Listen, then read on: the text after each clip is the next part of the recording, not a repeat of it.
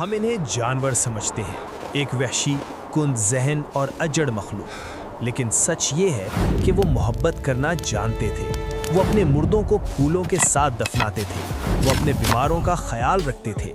वो इस ज़मीन के पहले बादशाह थे जिन्होंने 3 लाख साल तक यूरोप के इस बर्फानी जहन्नुम पर राज किया। लेकिन फिर वो गायब हो गए। आखिर इतना ताकतवर इंसान जिसके सामने शेर भी घुटने टेक देता था, ज़मीन से मिट कैसे गया? ये कहानी उसी खोए हुए इंसान की है। ये यूरोप है। आज से 50,000 साल पहले बर्फानी दौर यानी आइस एज का उरूज। ये रॉक है, एक निएंडरथॉल।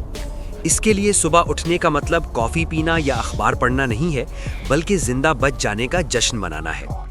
क्योंकि रात का दर्जा हरारत -40 डिग्री तक गिर जाता था। रॉक का जिस्म कुदरत ने इसी ठंड के लिए डिजाइन किया था। छोटा कद ताकि हरारत जाया ना हो, बड़ी नाक ताकि ठंडी हवा फेफड़ों तक जाते जाते गर्म हो जाए, और हड्डियां इतनी मजबूत कि आज का पहलवान भी इनके सामने बच्चा लगे। लेकिन आज की सुबह भूख के नाम थी। गार में खामोशी थी। बच्चे भूख से निढाल थे और बुजुर्ग जो चल नहीं सकते थे वो सिर्फ उम्मीद कर सकते थे कि आज शिकार मिल जाए। होमो सेपियंस यानी हम दूर से तीर चलाते थे, लेकिन नेंडरथॉल्स के पास ये टेक्नोलॉजी नहीं थी। उनका शिकार का तरीका खुदकुशी जैसा था।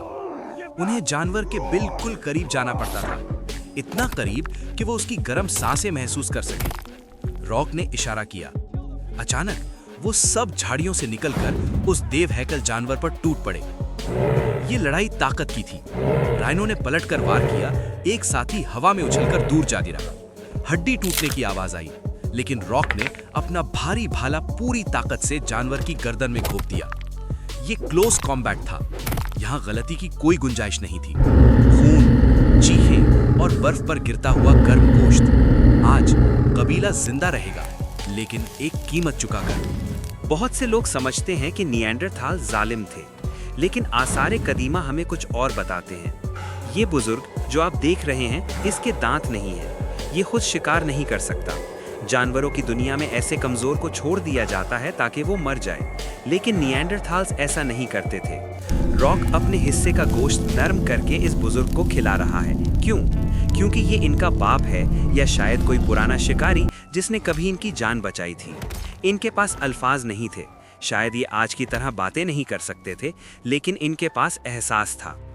इराक की शानेदार गार से मिलने वाली कब्रों में फूलों के जर्रात मिले हैं। इसका मतलब ये है कि वो अपने मुर्दों को कचरे की तरह नहीं फेंकते थे, बल्कि रोते थे, अफसोस करते थे और उन्हें इज्जत से दफनाते थे। लेकिन जिंदगी रहमदिल नहीं थी। उनकी जिंदगी का औसत सिर्फ 30 से 35 साल था। अगर वो शिकार के दौरान न मरते तो सर्दी उन्हें मार देती। अगर सर्दी से बच जाते तो भूख ले डूबती।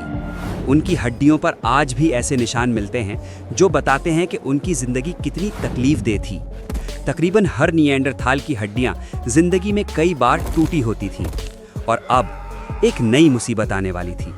एक ऐसा तूफान जिसका मुकाबला उनके भारी भाले नहीं कर सकते थे, और वो तूफान था हम।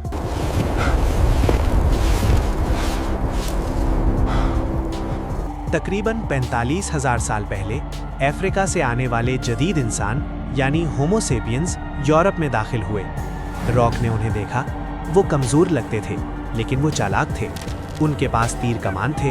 वो दूर से शिकार कर लेते थे। उनके गिरोह बड़े थे। वो एक दूसरे से पेचीदा ज़बान में बात कर सकते थे। नेंडरथॉल्स को समझ नहीं आया कि उनका मुकाबला कैसे करें। आहिस्ता आहिस्ता नेंडरथॉल्स पीछे हटते गए। जंगलों में, पहाड़ों में शिकार कम हो गया, क्योंकि जदीद इंसान सारा शिकार ले जाते थे। भूख और बीमारी ने रॉक के कबीले को ख़त्म करना शुरू कर दिया। और फिर वो वक्त आया जब आखिरी निएंडरथॉल अकेला रह गया। शायद वो जिब्राल्टर की किसी गार में था या साइबेरिया की किसी वीराने में। उसने आसमान की तरफ देखा, वही आसमान जिसके नीचे उसके आबा व अजदाद ने हज़ारों साल राज किया। लेकिन अब इसका वक्त ख़त्म हो चुका था। उसकी आखिरी सांस के साथ ज़मीन से एक पूरी इंसानी नस्ल हमेशा के लिए खामोश हो गई।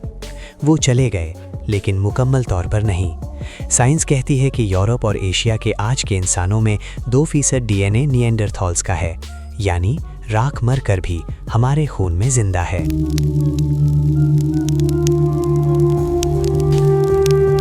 यहाँ एक सवाल पैदा होता है कि इस्लाम इन मखलूक़ात के बारे में क्या कहता है।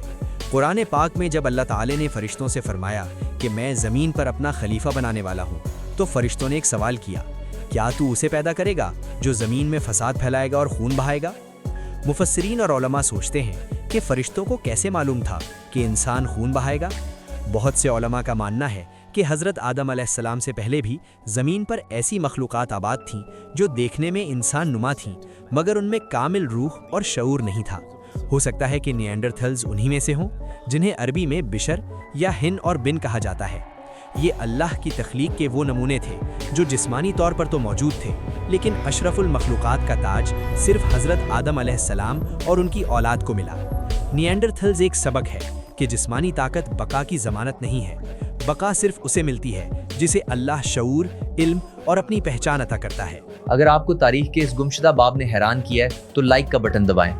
आपके ख्याल में नेंडरथॉल्स के ख़त्म होने की सबसे बड़ी वजह क्या थी? कमेंट्स में बताएं। मिलते हैं अगली वीडियो में। अल्लाह हाफ़िज़।